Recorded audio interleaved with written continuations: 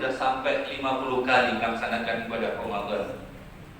Setiap tahun kita berpuasa, setiap tahun kita tarawih, dan setiap tahun kita juga mendengar bagaimana seorang dai menyampaikan tentang ayat yang berkaitan dengan perintah puasa.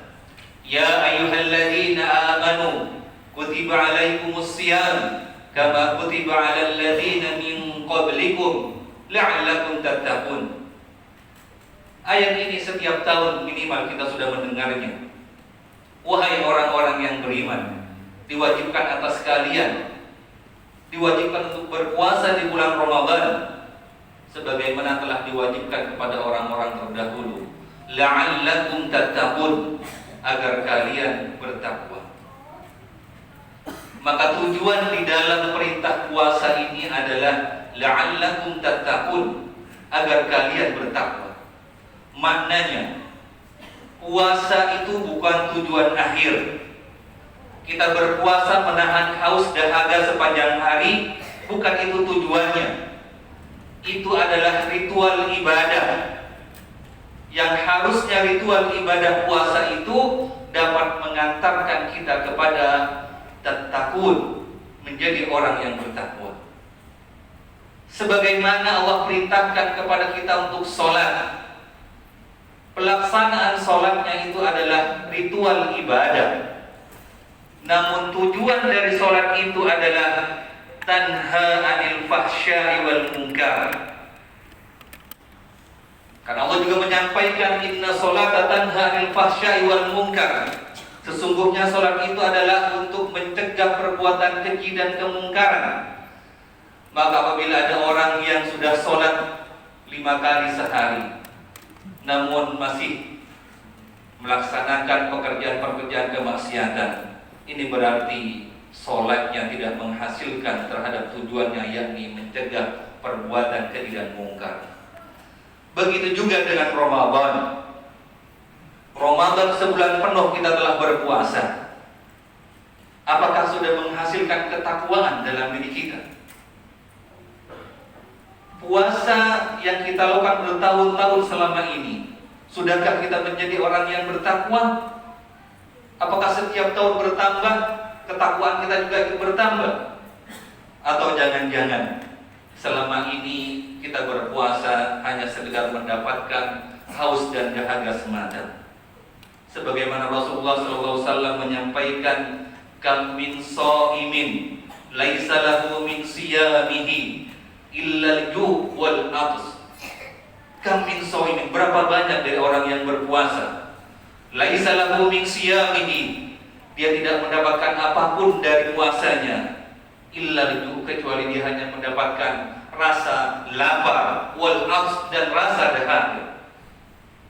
Maka tujuan diperintahkan kita berpuasa adalah agar kita menjadi muttaqin, orang-orang yang bertakwa. Maka jika puasa tujuannya adalah melahirkan ketakwaan, pertanyaannya sudah bukan lagi berapa lama kita berpuasa, tetapi sejauh mana puasa yang kita lakukan selama ini dapat merubah diri kita menjadi orang-orang yang bertakwa. Apa itu takwa? Secara global takwa itu adalah imtisalul awamirillahi wa ijtinabun nawahi, melaksanakan semua yang diperintah oleh Allah dan menjauhi semua yang dilarang. Ini sudah sering kali kita dengar. Namun bagaimana implementasi dari takwa itu sendiri? Seharusnya apabila kita memang mendapatkan tujuan dari berpuasa menjadi orang yang bertakwa, minimal dalam diri kita harus ada rasa takut terhadap Allah Subhanahu wa ta'ala. Al-khawf minal jalil, takut terhadap Rabbul Jalal. Itu adalah tanda-tanda orang yang bertakwa yang pertama. Karena apa jamaah rahimahumullah? Di bulan Ramadan ini, jangankan yang haram, yang halal saja tidak kita makan. Gulai, lodeh, rawon, sate, yang tadinya halal, namun ketika di bulan Ramadan, di siang hari, itu menjadi sesuatu yang diharamkan oleh Allah Subhanahu wa ta'ala. Apakah berubah hukumnya? Tidak, hukumnya tetap sama, makan itu halal. tapi karena kita takut terhadap Allah, karena keimanan kita, ketaatan kita kepada perintah Allah Subhanahu wa Ta'ala, yang halal saja tidak kita makan. Maka jangan sampai kalau yang halal saja tidak makan, kita masih doyan makanan-makanan yang haram. Haram secara zatnya, haram juga bagaimana dengan cara mendapatkannya. Maka ma'asyiral muslimin, Bapak Ibu jemaah rahimakumullah, takwa itu harus menjadikan kita sebagai pribadi-pribadi yang takut terhadap Allah Subhanahu wa Ta'ala. Kenapa begitu? Karena wa amma man khafa maqama rabbih wa nahan nafsa 'anil hawa fa innal jannata hiyal ma'wa. Maka adapun orang-orang yang takut terhadap kebesaran Rabb-nya, terhadap kebesaran Allah Subhanahu wa Ta'ala, yang dengan rasa takut itu bisa menahan dirinya dari hawa nafsu, maka sesungguhnya tempat kembalinya kelak adalah di surga. Maka apabila seseorang itu memiliki rasa takut terhadap Tuhannya, terhadap Rabb-nya, maka ia akan menjadi penyebab terbesar yang menjadikan seseorang itu mampu untuk menahan hawa nafsunya. Karena yang menjadi musuh utama kita dan musuh abadi kita sepanjang hidup kita adalah hawa nafsu kita sendiri. Dan hawa nafsu ini bisa dikontrol, bisa dikendalikan apabila kita memiliki rasa khauf, takut terhadap Rabbul Jalal. Kalau kita tidak bisa menahan hawa nafsu, memperturutkan hawa nafsu, disitulah mulainya keruwetan dalam hidup kita. Disitulah kita tidak akan mendapatkan yang namanya kebahagiaan hidup di dunia, apalagi selamat di akhirat.